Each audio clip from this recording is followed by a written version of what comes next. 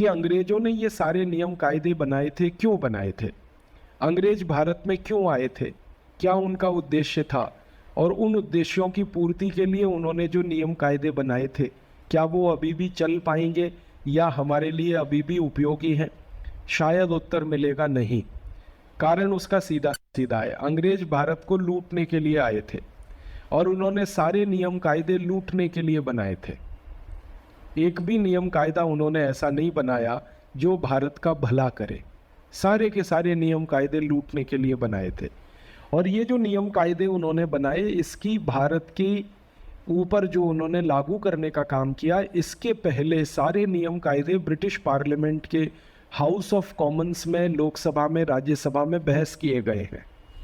अंग्रेजों की जो लोकसभा है जिसको हाउस ऑफ कॉमन्स कहते हैं, अंग्रेजों की जो राज्यसभा है जिसको हाउस ऑफ लॉर्ड्स कहते हैं, इसमें भारत के बारे में सारे नियम कायदों की बड़ी लंबी बहस हुई है, बहुत लंबी चर्चा हुई है। और ये बहस और चर्चा 1750 से शुरू हो गई थी और 1750 से लेकर 1947 तक वो चर्चा उनके यहाँ समय समय पर होती रही और उस चर्चा में से वो नियम कायदों का निर्माण करते रहे और उसको भारत में लागू करते थे। तरीका क्या था, अंग्रेजों की संसद में कोई फैसला होता था, उसको भारत में भेजा जाता था, उस फैसले को। यहाँ पर अंग्रेजों का एक प्रतिनिधि होता था जिसको गवर्नर जनरल कहा जाता था। थोड़े दिन उसको वॉयसराय भी कहा गया। गवर्नर जनरल और वॉयसराय में कोई बहुत अंतर नहीं होता, बस शब्द का फर्क है, ताकत दोनों की बराबर है, शक्ति दोनों की बराबर है। अंतर सिर्फ इतना था कि जब तक भारत में ईस्ट इंडिया कंपनी का शासन चला तब तक वो अधिकारी गवर्नर जनरल होता था, और जब ईस्ट इंडिया कंपनी का शासन समाप्त होकर अंग्रेजों की संसद का शासन जब शुरू हो गया इस देश में, तो उसी गवर्नर जनरल को उन्होंने वॉयसराय कहना शुरू किया। जैसे 1860 के पहले, सन 1860 के पहले अंग्रेजों का जो सबसे मुख्य अधिकारी होता था वो गवर्नर जनरल था।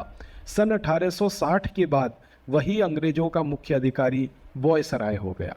वॉयसराय और गवर्नर जनरल की अगर ताकत का अंदाज़ा हम लगाना चाहें तो ऐसे लगाएं कि इस समय भारत में जो प्रधानमंत्री की ताकत है और इस समय भारत में राष्ट्रपति की जो ताकत है, दोनों को मिला दें। राष्ट्रपति की सारी ताकत, प्रधानमंत्री की सारी ताकत, दोनों को जोड़कर जितनी कुल ताकत बनती है वो गवर्नर जनरल की होती थी 1860 के पहले, और वही ताकत वॉयसराय की होती थी 1860 के बाद में। अंग्रेजों के जो गवर्नर जनरल और वॉयसराय भारत में आए उनकी कुल संख्या 84 थी।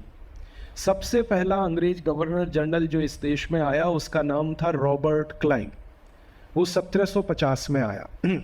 और सबसे आखिरी वॉयसराय जो इस देश में अंग्रेजों का था उसका नाम था माउंटबेटन, जो 1947 15 अगस्त को भारत छोड़कर चला गया। तो रॉबर्ट क्लाइव से शुरू करके माउंटबेटन तक इस देश में 84 अंग्रेज अधिकारी थे, गवर्नर जनरल की हैसियत से या ठीक है गवर्नर जनरल की हैसियत से या वॉयसराय की हैसियत से। ये सर्वोच्च अधिकारी होता था। इसके नीचे फिर दूसरे पदाधिकारी होते थे। उनकी कुल संख्या भारत में लगभग 51,316 थी। गवर्नर जनरल के नीचे काम करने वाले जो पदाधिकारी होते थे वो करीब 51,316 रहे हर समय, माने 51,316 अंग्रेज हर समय भारत में रहे 1750 से लेकर 1947 तक। तरीका क्या था, ईस्ट इंडिया कंपनी अंग्रेजों की कंपनी थी, व्यापार करने के लिए बनी थी, और इस कंपनी का गठन हुआ था सन 1599 में। 1600 में इस कंपनी का रजिस्ट्रेशन हुआ।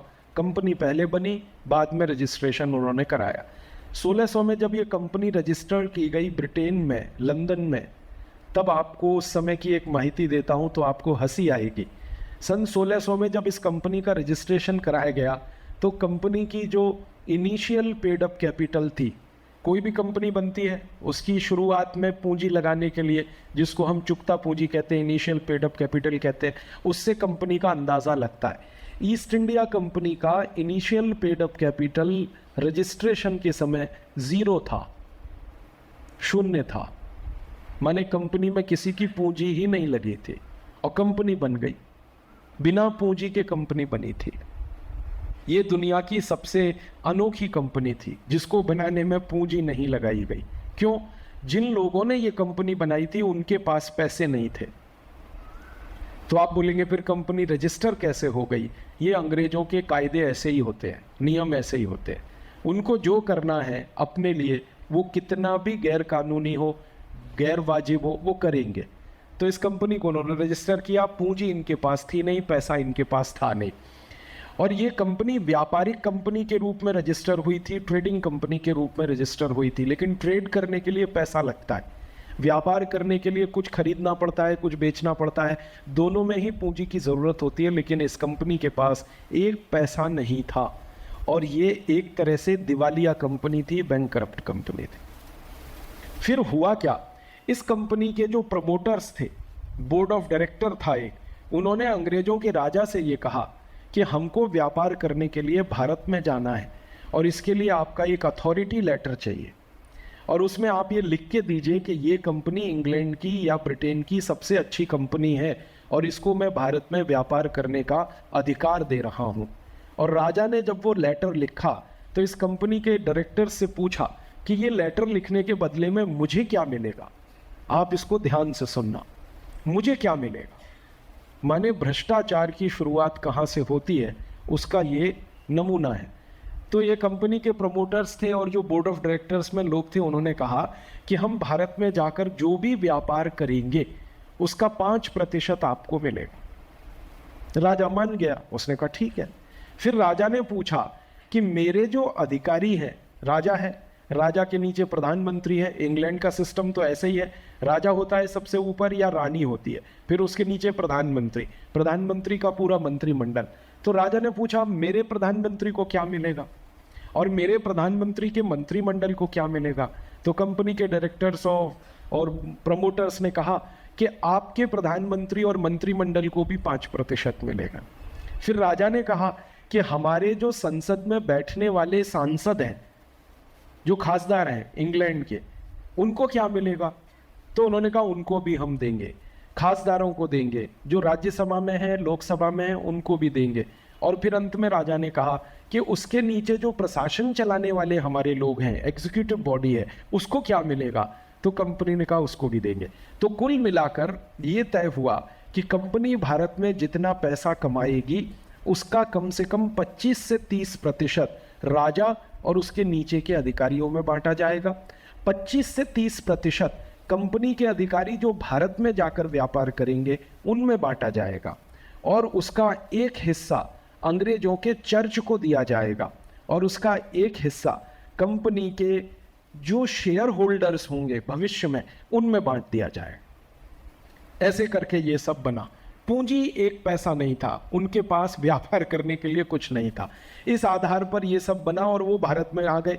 भारत में उस समय राजा था, उसका नाम था जहांगीर। कंपनी बन गई थी 1599 में, रजिस्ट्रेशन हुआ 1600 में और भारत में वो आए सन 1618 में। 18 साल के बाद यहाँ आ गए। लेकिन उसके पहले कंपनी के कई एजेंट यहाँ घूम कर चले गए थे, आकर देख गए थे कि भारत कैसा है, व्यापार की क्या संभावना है, वगैरह वगैरह। मूल रूप से ऑफिशियली कंपनी आई 1618 में और जहांगीर के सामने उन्होंने एक दस्तावेज प्रस्तुत किया। वो दस्तावेज था इंग्लैंड के राजा का अथॉरिटी लेटर कि देखो हम इंग्लैंड की एक कंपनी है और भारत में आके व्यापार करना चाहते हैं। तो जहांगीर ने सबसे पहला सवाल पूछा था कंपनी के एक अधिकारी को जिसका नाम था थॉमस रो कि आप क्या व्यापार करेंगे भारत में? व्यापार का माने या तो कुछ खरीदें या तो कुछ बेचें। तो आपके पास खरीदने को पैसे हैं क्या? बेचने को कुछ आपके पास सामान है? तो कंपनी का जो अधिकारी था थॉमस रो, उसने कहा कि हमारे पास बेचने के लिए कुछ नहीं है और खरीदने के लिए पैसे नहीं है। जहांगीर के सामने एक अंग्रेज अधिकारी बोल रहा है कि भारत में बेचने के लिए हमारे पास कोई सामान नहीं है और खरीदने को पैसे नहीं है। तो जहांगीर हंसने लगा और कहा फिर व्यापार कैसे करोगे? तो उस अधिकारी ने कहा कि हम आपसे उधारी में सब लेंगे। उधारी तो आप समझते हैं, उसको जाके लंदन में बेचेंगे, बेचने के बाद जो मुनाफा आएगा उसमें से पहले अपनी जेब में रखेंगे और फिर आपकी उधारी चुका देंगे। जहांगीर ने पूछा उधारी कितने दिन की होगी, तो उन्होंने कहा वो 1 महीने से लेकर साल भर तक की हो सकती है। यहां से बिजनेस शुरू हुआ। अब आप जरा सोचो, जहांगीर कैसा राजा था जिसने इस बात के लिए मंजूरी दे दी। भारत का राजा, और एक ऐसी कंपनी को मंजूरी दे रहा है जिसके पास खरीदने को पैसे नहीं है और बेचने के लिए कोई वस्तु नहीं। मैं आके लातूर में आपसे एक प्रपोजल रखूं कि मैं राजीव दीक्षित, मेरे पास एक पैसा भी नहीं है व्यापार करने के लिए और मैं आपके साथ बिजनेस करना चाहता हूं, लक्ष्मीकांत जी के साथ मैं बिजनेस करूं, आपके साथ बिजनेस करूं, और प्रपोजल मेरा ये है कि मेरे पास कोई पैसा नहीं है, ना बेचूंगा आपको कुछ, ना खरीद पाऊंगा, आपसे सब उधारी में ले लूंगा लातूर से और ले जाके मुंबई में बेचूंगा, बेच के जो मुनाफा आएगा तब आपकी उधारी चुका दूंगा, आप मेरे साथ व्यापार करोगे? नहीं करोगे, कोई नहीं करेगा। लेकिन जहांगीर ने कर लिया। यह प्रपोजल भी जहांगीर ने रिजेक्ट नहीं किया। मुझे उसकी बुद्धि पे तरस आता है। जहांगीर को भारतीय इतिहास में बड़ा राजा बताया गया, लेकिन इतनी कॉमन सेंस नहीं है, इतनी अकल नहीं कि एक कंपनी हमारे सामने आके कह रही है कि ना हम बेच पाएंगे कुछ आपको, ना हम आपसे खरीद पाएंगे, हम तो उधारी में सारा धंधा। तो दे दिया उसने लाइसेंस, और जब लाइसेंस लिखा गया कंपनी के लिए तो उसमें शब्द इस्तेमाल किया गया ट्रेड, TRADE। हम अंग्रेजों को भारत में व्यापार करने का लाइसेंस दे रहे हैं, जहांगीर की तरफ से ये लिखा गया। तो व्यापार की जगह जो शब्द था वो ट्रेड था। व्यापार और ट्रेड में बहुत अंतर है। आप बोलेंगे जी क्या अंतर है? अंग्रेजी का जो शब्द है ना ट्रेड, उसका भाषांतर हमने व्यापार किया है, लेकिन ट्रेड का खाली व्यापार से मतलब नहीं होता है। व्यापार का मतलब होता है कुछ खरीदना, कुछ बेचना। ट्रेड का मतलब और भी बहुत कुछ होता है। इंग्लैंड की पुरानी डिक्शनरी को अगर आप उठा के देखें, 15वीं 16वीं शताब्दी की जो डिक्शनरीज हैं, उसमें ट्रेड का मतलब है लूट मार। हमने ट्रेड का अर्थ लगा रखा है अपनी डिक्शनरी में, वो है व्यापार। 15वीं 16वीं शताब्दी की इंग्लैंड की सारी डिक्शनरी में ट्रेड का मतलब है लूट मार। बस यहीं पे हम फंस गए अंग्रेजों के साथ। जहांगीर ने यह सोचकर लाइसेंस दिया कि यह कंपनी व्यापार करेगी, और ईस्ट इंडिया कंपनी ने उसका अर्थ निकाला कि जहांगीर ने हमको लूट मार करने का लाइसेंस दे दिया है।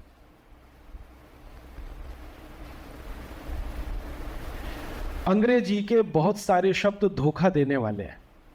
अंग्रेजी भाषा भी धोखा देने वाली भाषा है, जिसमें से आप बहुत सारे अर्थ समझ नहीं सकते। दुनिया में ये अकेली भाषा है अंग्रेजी जो सबसे ज्यादा धोखा देती है। बहुत सारे उदाहरण मैं उसके दे सकता हूं। मैं अगर अंग्रेजी में कहूं कि ये व्यक्ति सन इन लॉ है, तो क्या अर्थ निकालेंगे आप? मैं कहूं कि कोई व्यक्ति आपका या मेरा सन इन लॉ है, सन इन लॉ, क्या मतलब है इसका? या तो जीजा होगा या तो साला होगा, यही अर्थ है ना। लेकिन अंग्रेजी में दोनों हैं, जीजा भी है, साला भी है।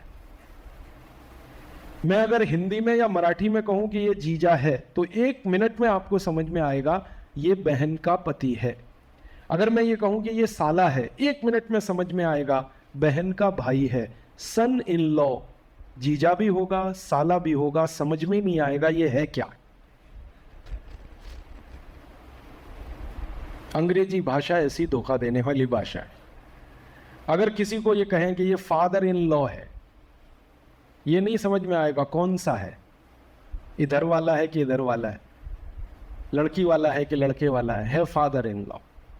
फिर ये कहा जाए मदर इन लॉ है, नहीं समझ पाएंगे आप लड़की वाली है कि लड़के वाली है, तो दोनों ही हो सकती है। सिस्टर इन लॉ, बिल्कुल नहीं पता कर पाएंगे कि आप ये है कौन सा रिश्ता, सिस्टर इन लॉ। ऐसे अंग्रेजी में हजारों शब्द हैं, और ये शब्द अंग्रेजी में है उन विद्वान लोगों के द्वारा बनाए गए जो अंग्रेजी के बड़े महान विद्वान माने जाते हैं। भाषा ही पूरी धोखा देने वाली, समझ ही नहीं सकते। अगर मैं आपसे ये बोलूं सन, अब पता नहीं कौन सा सन, SUN भी हो सकता है, SON भी हो सकता है। SUN सूरज है, SON बेटा है, दोनों में जमीन आसमान का अंतर है, प्रोनाउंसिएशन एक ही है, सन। समझ ही नहीं सकते आप। ऐसे ही जहांगीर नहीं समझ पाया ट्रेड का मतलब क्या, उसने मतलब लगाया व्यापार, और अंग्रेजों के लिए मतलब था लूट मार, क्योंकि 15वीं-16वीं शताब्दी में इंग्लैंड में ट्रेड का मतलब ही था लूट मार। क्यों था मतलब लूट मार? क्योंकि 15वीं-16वीं शताब्दी में इंग्लैंड में कुछ भी पैदा नहीं होता था, तो व्यापार क्या करेंगे? कुछ पैदा नहीं होता था उस देश में, खेती होती नहीं थी क्योंकि जमीन अच्छी नहीं है, मिट्टी अच्छी नहीं, पानी की व्यवस्था नहीं थी, और एक साल में 8 महीने वहां धूप नहीं निकलती, सूर्य प्रकाश नहीं होता, तो क्षेत्र में कुछ पैदा नहीं हो सकता। और एक साल में 8 महीने बर्फ जमा रहती है क्षेत्र में, जहां बर्फ जमा होती है क्षेत्र में 8 महीने, वहां घास भी पैदा नहीं होती, एक तन भी पैदा नहीं हो सकता। तो इंग्लैंड में खेती होती नहीं थी 15वीं-16वीं शताब्दी में। अब खेती नहीं होगी तो उत्पन्न कुछ नहीं है, और जो देश में खेती नहीं है वहां उद्योग नहीं हो सकते, क्योंकि उद्योग चलाने के लिए जो कच्चा माल लगता है, रॉ मटेरियल, वो क्षेत्र में से ही आता है।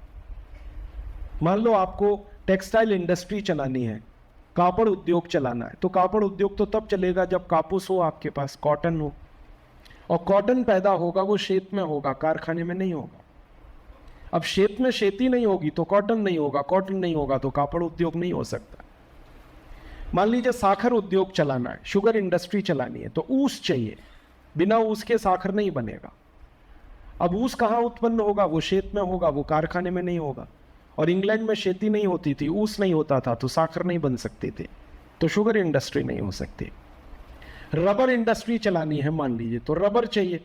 रबर उत्पन्न होने के लिए एक झाड़ लगता है, एक पेड़ होता है रबर का, जिसमें से दूध निकलता है, उस दूध को प्रोसेस करके रबर बनता है, और वो झाड़ होगा तभी तो रबर बनेगी, रबर होगी तो रबर इंडस्ट्री चलेगी। इंग्लैंड में झाड़ ही नहीं है रबर पैदा करे, दूध पैदा करे, कोई इंडस्ट्री नहीं थी वहां पे, कोई उद्योग नहीं था। आप बोलेंगे कुछ मेटेलिक इंडस्ट्री हो सकती है, जैसे आयरन इंडस्ट्री, लौह उद्योग। लौह उद्योग होने के लिए कच्चा माल लगता है, कच्चा माल चाहिए, आयरन ओर चाहिए, आयरन ओर इंग्लैंड में है ही नहीं, तो स्टील इंडस्ट्री चल नहीं सकती उनकी, कहां से चलाएंगे? तांबे का उद्योग है मान लीजिए, कॉपर इंडस्ट्री है, तो कॉपर का तो ओर चाहिए ना, ओर ही नहीं है उनके देश में। भगवान ने कुछ नहीं दिया उनको, बहुत गरीब हैं वो लोग, प्रकृति का दिया हुआ कुछ नहीं है। तो 15वीं-16वीं शताब्दी में इंग्लैंड बहुत गरीब था, ना खेती होती थी ना उद्योग चलता था। अब खेती भी नहीं, उद्योग भी नहीं, तो व्यापार क्या करेंगे, क्या खरीदेंगे, क्या बेचेंगे? तो बात बिल्कुल सही थी, ईस्ट इंडिया कंपनी के पास बेचने को कुछ नहीं था, क्योंकि उनके यहाँ कुछ पैदा ही नहीं होता था, बनता ही नहीं था। तब आपके मन में एक सवाल आएगा, फिर अंग्रेज जिंदा कैसे रहते थे? सारे अंग्रेजों का एक ही काम था, लूट मार, उसी पे जिंदा रहते थे। ये लूटमार क्या करते थे वो? इंग्लैंड दुर्भाग्य या सौभाग्य से समुद्र के किनारे का देश है, और दुनिया के किसी भी हिस्से में आप जाओ पानी के रास्ते से, पहले तो सब पानी के रास्ते से ही होता था, तो इंग्लैंड बीच में ही पड़ता है, ऐसा रास्ता है। आपको अफ्रीका जाना है, इंग्लैंड होके ही जाना पड़ेगा। आपको लैटिन अमेरिका जाना है, इंग्लैंड होके ही जाना पड़ेगा। आपको अमेरिका जाना है, इंग्लैंड होके ही जाना पड़ेगा। तो सारे जल मार्ग के रास्ते ऐसे थे उस समय कि इंग्लैंड बीच में पड़ता था, और लंदन बिल्कुल समुद्र के किनारे है। तो होता क्या था कि उस जमाने में पानी के जहाजों से जो व्यापार करने के लिए व्यापारी जाते थे दूसरे देश में, अंग्रेज उन पानी के जहाजों को लूट मार किया करते थे, ये उनका बिजनेस था। और पानी के जहाजों को लूटमार करके जो धन मिलता था उससे उनका देश चलता था, ये था उनका मुख्य बिजनेस, मुख्य काम, लूट मार। और एक इंटरेस्टिंग बात बताता हूं आपको, ये जो पानी के जहाज जाते थे व्यापार करने के लिए, ये किस देश के जहाज होते थे? सबसे ज्यादा जहाज होते थे भारत के, और दूसरे नंबर पर थे चीन के। चीन और भारत पिछले 3000 वर्षों से विश्व व्यापार करने वाले सबसे बड़े दो देश हैं, चीन और भारत, 3000 साल से। भारत ने 3000 साल विश्व व्यापार किया, जिसको आप आज की भाषा में कह सकते हैं एक्सपोर्ट बिजनेस। चीन ने लगभग 3000 साल एक्सपोर्ट बिजनेस किया। तो भारत के व्यापारी जहाजों में बहुत सारा सामान भर के इंग्लैंड के रास्ते दुनिया के देशों में बेचने को जाते थे। अंग्रेज इन जहाजों को लूटते थे। भारत के जहाजों को लूटने पर उनको बहुत सारा माल मिलता था, सबसे ज्यादा सोने के सिक्के मिलते थे। तो अंग्रेजों को लालच था कि ये भारत का कोई भी जहाज आता है, हम उसको जब लूटते हैं तो उसमें सोने के सिक्के मिलते हैं, तो भारत में ही चलकर लूटें तो कितना सोना मिलेगा। इसलिए उन्होंने कंपनी बनाई और भारत में लाकर उसको लूट मार के लिए स्थापित किया। और जहांगीर से जब लाइसेंस उनको मिला तो उस लाइसेंस के आधार पर सबसे पहले अंग्रेजों ने सूरत शहर में लूट मार की थी।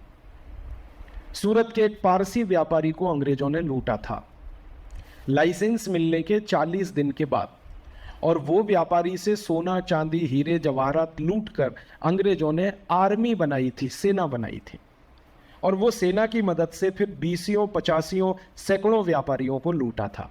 फिर ये व्यापारी शिकायत करने जहांगीर के पास गए कि आपने एक ऐसी कंपनी को लाइसेंस दिया है जो हमारे घरों में घुसकर लूटती है। तो जहांगीर ने बुलाया थॉमस रो को अपने दरबार में और कहा कि मैंने तो आपको व्यापार करने का लाइसेंस दिया है। तो उसने कहा कि आपने ट्रेड करने का लाइसेंस दिया है हमको, और इंग्लैंड में ट्रेड का मतलब है लूटमार, तो हम लूटमार कर रहे हैं। तब जहांगीर को पता चला कि अंग्रेजी कितनी धोखा देने वाली भाषा है। उसने फिर इनको कहा कि मैं आपका लाइसेंस कैंसिल कर दूंगा। तो कंपनी के अधिकारियों ने कहा कि आप कर दो, लेकिन हम नहीं मानते उसको, हम तो लूटेंगे ही। अब आपसे झगड़ा करेंगे, युद्ध करेंगे, लड़ाई लड़ेंगे, आपको जो करना है करो, अब तो हम लूटमार बंद नहीं करेंगे। और अंत में परिणाम क्या हुआ? जिस ईस्ट इंडिया कंपनी को जहांगीर ने लाइसेंस दिया, ईस्ट इंडिया कंपनी ने साजिश करके, षड्यंत्र करके उसी को कुर्सी से उतरवा दिया। जहांगीर के कुर्सी से उतर जाने के बाद लगभग जितने मुगल राजा थे वो अंग्रेजों के कंट्रोल में रहे। बहादुर शाह जफर तो पूरी तरह से अंग्रेजों के काबू में था। एक राजा था जो अंग्रेजों के कंट्रोल में नहीं आया, उसका नाम था औरंगजेब। तो अंग्रेजों ने क्या किया? चालाकी करके औरंगजेब के साथ संधि कर ली, मित्रता की संधि, दोस्ती की संधि। और जब तक औरंगजेब जिंदा रहा, अंग्रेजों ने औरंगजेब के इलाके में कभी भी नहीं लूटमार की। औरंगजेब के बाहर का जो इलाका था उसमें लूटते थे वो। औरंगजेब कितने बड़े इलाके का राजा था? उत्तर भारत का लगभग, ऐसे आज का जो उत्तर भारत है जिसमें उत्तर प्रदेश है, पंजाब है, हरियाणा है, और थोड़ा इलाका हिमाचल का है, जम्मू कश्मीर का है, उत्तराखंड का है, इतने ही इलाके में औरंगजेब का शासन था। थोड़े दिन उसने दक्षिण भारत में पैर फैलाने की कोशिश की थी, लेकिन छत्रपति शिवाजी महाराज के पराक्रम के सामने वो टिक नहीं पाया। छत्रपति शिवाजी महाराज ने यहाँ जितनी भी जड़ें थी औरंगजेब की, उनको काट दिया था। इसलिए वो थोड़े इलाके का ही राजा था। उतने इलाके में अंग्रेज लूटमार नहीं करते थे जब तक वो जिंदा था। 1707 में मर गया औरंगजेब, फिर अंग्रेजों ने वो इलाका भी लूटना शुरू किया। तो सबसे प्रमुख बात जो अंग्रेजों की थी वो थी लूट। लूटना है भारत में। अब लूटने के तरीके, जितने तरीके लूटने के हो सकते हैं वो अंग्रेजों ने अपनाए। किसी के घर में घुस जाना जबरदस्ती, जो धन संपत्ति मिले उसको लेके आ जाना, ये एक तरीका था लूटने का। फिर दूसरा तरीका था लोगों के ऊपर टैक्स लगा के लूटना, ये दूसरा तरीका था। एक तो दादागिरी करके लूटना, जैसे आज के गुंड लोग करते हैं, बदमाश लोग करते हैं। हमारे पास कुछ दस्तावेज हैं ईस्ट इंडिया कंपनी के, जिनमें एक दस्तावेज है, जयपुर का एक महाराजा हुआ करता था सवाई सिंह, उनके पास ईस्ट इंडिया कंपनी का एक लेटर आया कि हमको 1 कोटी स्वर्ण मुद्राएं दे दो, नहीं तो हम जयपुर शहर को लूटेंगे। अब जयपुर के महाराजा ने अपने सहयोगियों से बैठक की कि क्या करें, 1 कोटी स्वर्ण मुद्राएं दें या ये जयपुर आके हमको लूटें। तो सबने मिलकर कहा 1 कोटी स्वर्ण मुद्राएं देना आसान है, वो दे दो, नहीं तो ये हमारे यहाँ से 10 कोटी लूट के ले जाएंगे। तो जयपुर के राजा ने 1 कोटी स्वर्ण मुद्राएं दे दी। इसी तरीके से अंग्रेज सब राजाओं से लेते थे। भारत में उस समय 565 राजा थे, छोटे बड़े सब मिलाकर। कुछ मजबूत थे, कुछ कमजोर थे। जो मजबूत राजा थे वो कभी भी अंग्रेजों को पैसे नहीं देते थे। जब भी अंग्रेजों ने मांगा उन्होंने मना किया। जैसे सतारा के महाराजा थे, उन्होंने कभी नहीं दिया। जैसे झांसी की रानी लक्ष्मीबाई महारानी थी ना, उसने कभी नहीं दिया। जैसे दक्षिण भारत में एक हैदर अली हुआ करता था, उसने कभी नहीं दिया। हैदर अली के बाद उसका बेटा था टीपू सुल्तान, उसने कभी नहीं दिया। तो 565 राजाओं में कई मजबूत राजा थे जो अंग्रेजों को एक पैसा नहीं देते थे, लेकिन कुछ कमजोर राजा थे जो चुपचाप उनको पैसे दिया करते थे। तो होता यह था कि जो मजबूत राजा थे उनसे अंग्रेजों की लड़ाई होती थी, और उस लड़ाई में अंग्रेज कभी जीत नहीं पाते थे, हमेशा हारते थे। झांसी की रानी लक्ष्मीबाई से अंग्रेजों ने जब भी लड़ाई की हमेशा वो हारे। हमारे यहाँ बेलगाम है, महाराष्ट्र के बाजू में, वहां पर एक रानी थी कित्तूर चेन्नम्मा। जब भी अंग्रेजों ने उससे पैसे मांगे कभी नहीं दिए, और हमेशा उसने लड़ाई करके अंग्रेजों को हराया। हैदर अली से अंग्रेजों ने 18 बार युद्ध किया, एक बार भी जीत नहीं पाए, हर बार अंग्रेज हारे हैदर अली से। टीपू सुल्तान के साथ अंग्रेजों ने करीब 7 बार युद्ध किया, हर बार हारे, कभी नहीं जीत पाए। तो मजबूत राजाओं को वो कई बार धमकाते थे, डराते थे, लेकिन मजबूत राजा मारते थे, पीटते थे, अंग्रेजों को युद्ध में हराते थे, उनकी गर्दनें काटते थे, उनके हाथ पांव काटते थे, ये होता था। लेकिन जो कमजोर राजा थे वो चुपचाप पैसे दे दिया करते थे। तो अंग्रेजों का सारा निर्भरता जो थी वो कमजोर राजाओं पे थी। और ऐसे कमजोर राजा भारत में उस समय 250 से ज्यादा थे। 565 कुल राजा थे, उनमें 253 के आसपास नियमित अंग्रेजों को पैसा देने वाले राजा थे। फिर अंग्रेजों ने क्या किया, जिन राजाओं से पैसे उनको मिलते थे उन्हीं राजाओं को पहले अपनी गुलामी में लिया उन्होंने। और उसका तरीका क्या था, एग्रीमेंट किए, करारनामे किए, और सभी राजाओं से एग्रीमेंट करके उनके राज्य उन्होंने छीन लिए।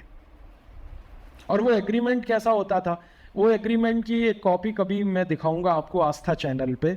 वो एग्रीमेंट लिखा जाता था अंग्रेजी में, उसके ऊपर टाइटल होता था ट्रीटी फॉर फ्रेंडशिप, दोस्ती का समझौता, ऐसा होता था उसका टाइटल। और उसमें बहुत सारी बातें लिखी जाती थी कि अंग्रेज इस राजा के मित्र हैं, ये राजा अंग्रेजों का मित्र है, फलाना फलाना। अंत में एक छोटा सा वाक्य डाला जाता था कि ये राजा जब मर जाएगा तो इसका पूरा राज्य अंग्रेजों का हो जाएगा, ये लास्ट में लिखा जाता।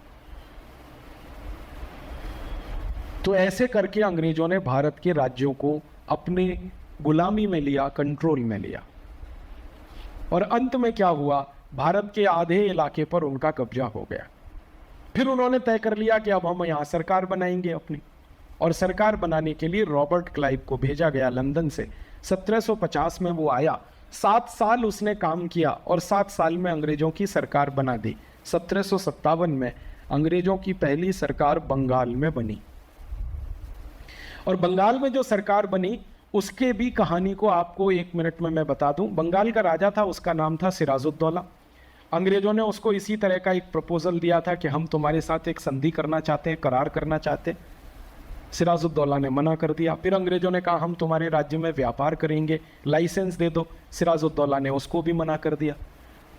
तब अंग्रेजों ने सिराजुद्दौला को धमकी दी कि हम तुम्हारे ऊपर हमला करेंगे और युद्ध में तुम्हें हरा के ये राज्य छीन लेंगे।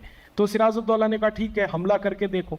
तो अंग्रेजों ने बाकायदा तारीख घोषित की, 23 जून 1757 को हम तुम्हारे ऊपर हमला करेंगे। रॉबर्ट क्लाइव ने ऐलान किया। तो सिराजुद्दौला ने कहा ठीक है, हम देखेंगे हमला कैसा होता है। तो अंग्रेजों ने जब हमला करने की सारी तैयारी की तो उनके पास सैनिक बहुत कम थे। बंगाल में, कलकत्ता में हमला करने के लिए उनके पास 350 सैनिक थे। और सिराजुद्दौला की कलकत्ता की जो आर्मी थी उसमें 18,000 सैनिक थे। कुल मिलाकर वैसे तो सिराजुद्दौला के पास 1 लाख सैनिक थे पूरे बंगाल में, लेकिन खाली कलकत्ता में 18,000 सैनिक थे। अंग्रेजों को यह मालूम था कि इस युद्ध में हम हारने वाले, सैनिक हमारे पास कम है। तो रॉबर्ट क्लाइव ने क्या किया, सिराजुद्दौला का जो सेनापति था मीर जाफर, उसको पैसा देकर, रिश्वत देकर अपनी तरफ मिलाया। माने सारा काम अंग्रेजों ने भ्रष्टाचार की मदद से ही किया इस देश में। जो मैं बात समझाना चाहता हूं वो ये, रिश्वत दी मीर जाफर को, पैसे का लालच दिया, रिश्वत का लालच मिला, कुर्सी का लालच मिला, और मीर जाफर अंग्रेजों से मिल गया। और मीर जाफर ने अपने ही देश को धोखा दिया, अंग्रेजों से मिला, अंग्रेजों को फिर उसने मदद की। 18,000 सैनिकों की जो सेना थी वो अंग्रेजों के समर्थन में आ गई और अंग्रेजों की सैनिकों की संख्या 350 से बढ़कर 18,350 हो गई।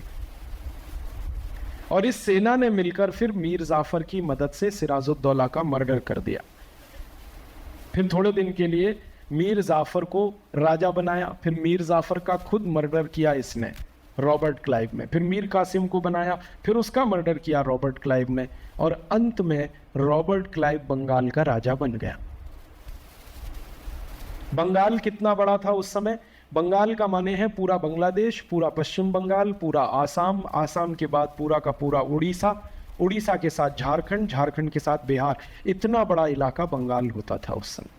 उसका राजा अंग्रेज बन गया रॉबर्ट क्लाइव। और रॉबर्ट क्लाइव जैसे ही राजा बना उसी दिन से उसने और बड़े पैमाने पर लूटना शुरू किया बंगाल को, और लूट लूट के करीब 7 साल तक वो धन जमा करता रहा। और 7 साल के बाद 1763 में आते आते उसका ट्रांसफर हो गया रॉबर्ट क्लाइव का, वो लंदन वापस गया। लंदन में उससे पूछा गया कि तुमने भारत में क्या लूटा, तुम भारत से क्या लेके आए? तो रॉबर्ट क्लाइव ने कहा सोने के सिक्के, चांदी के सिक्के, हीरे। वर्ड्स में है ये स्टेटमेंट जो मैं आपको सुना रहा हूं। रॉबर्ट क्लाइव ने कहा कि मैंने भारत से सोने के सिक्के, चांदी के सिक्के, हीरे जवाहरात आदि आदि लूट कर लाने के लिए पानी के 900 जहाज किराए पर लिए, 900 शिप्स मैंने किराए पर लिए। तो इंग्लैंड का प्राइम मिनिस्टर परेशान हो गया, उसने कहा कि शिप बोल रहे हो या बोट, नाव या शिप? तो उसने कहा नहीं शिप, नाव नहीं। तो उसको पूछा गया एक शिप में कितना माल आता है? तो उसने कहा कि कम से कम 70 metric tonne, 70 metric tonne. 70 metric tonne का माने 70,000 किलोग्राम। एक शिप में इतना माल आता है। इतना बड़ा शिप सोने का भरकर रॉबर्ट क्लाइव ले गया 900 सोना, चांदी, हीरे, जवाहरात। अब ये बात आपकी कल्पना में ठीक से बैठे, इसके लिए एक उदाहरण देना चाहता हूँ। आप किसी रेलवे स्टेशन पे खड़े हो जाइए और जो गुड्स ट्रेन जाती है मालगाड़ी, उसको देखिए। मालगाड़ी में एक तो होता है ओपन डब्बा होता है खाली आधा, और एक तो पूरा कवर किया हुआ होता है। जो कवर किया हुआ मालगाड़ी का डिब्बा है गुड्स ट्रेन का, उसमें 72 मीट्रिक टन ही माल आता है, 72 मीट्रिक टन आता है उसमें। तो मालगाड़ी के 900 डिब्बे भरकर सोना, चांदी, हीरे, जवाहरात ले गया रॉबर्ट क्लाइव। आप किसी रेलवे स्टेशन पर खड़े हो जाएं और लाइन से लाइन 15 मालगाड़ी ट्रेन आपकी आंखों के सामने से निकल जाए, इतना सोना भर के ले गया रॉबर्ट क्लाइव। 15 गुड्स ट्रेन, एक रॉबर्ट क्लाइव इतना लूट के ले गया। बाद में क्या हुआ? राजा ने उसी लूट के धन के बंटवारे के लिए कहा कि देखो भाई ये तो तुम्हें बांटना है सबको, तो मना कर दिया रॉबर्ट क्लाइव ने। उसने कहा मेहनत मैंने की, पैसे आपको क्यों दूं? तो राजा ने कहा कि नियम अपने यहाँ यही है। तो उसने कहा मैं नहीं मानता इस नियम को। तो ब्रिटिश पार्लियामेंट ने रॉबर्ट क्लाइव को फांसी की सजा दे दी, क्योंकि वो लूटा हुआ धन बांटने को तैयार नहीं था। उसके लिए मुकदमा चलाया गया, बाकायदा उसके ऊपर केस हुआ है और ब्रिटिश पार्लियामेंट में मुकदमा चला है। आपको यह सुनकर हैरानी होगी कि अंग्रेजों के बहुत सारे मुकदमे पार्लियामेंट में होते थे। हम मुकदमे के बारे में बात करते हैं, केस के बारे में बात करते हैं, तो हम सोचते हैं कि जिला अदालत होगी या उच्च न्यायालय होगा, हाई कोर्ट होगा या सुप्रीम कोर्ट होगा। ब्रिटिश पार्लियामेंट में केसेस होते थे। रॉबर्ट क्लाइव का केस ब्रिटिश पार्लियामेंट में चला, बाकायदा आर्ग्यूमेंट हुए, और वो अंत तक यही कहता रहा कि ये सारा पैसा मैंने लूटा, मैं नहीं दूंगा किसी को। और राजा उसको कहता था कि ये बांटना ही पड़ेगा तुमको। तो उसने बांटने से मना किया, तो ब्रिटिश पार्लियामेंट ने उसको फांसी दे दी। फांसी मिलने से एक दिन पहले रॉबर्ट क्लाइव ने अपने को गोली मारी रिवॉल्वर से और अपनी आत्महत्या की उसने। और जब रॉबर्ट क्लाइव मर गया तो वो जितना धन लूट के ले गया था वो सब बांटा गया ऊपर से नीचे तक। मैं कहानी ये इसलिए सुना रहा हूं, भ्रष्टाचार में सबसे ज्यादा ईमानदारी होती है। ईमानदारी का मतलब ऊपर से नीचे तक सारा धन बांटा जाता है, तभी भ्रष्टाचार चलता है। अगर अकेला कोई आदमी लूट कर खाने की कोशिश करे तो उसका वही हाल होता है जो रॉबर्ट क्लाइव का हुआ।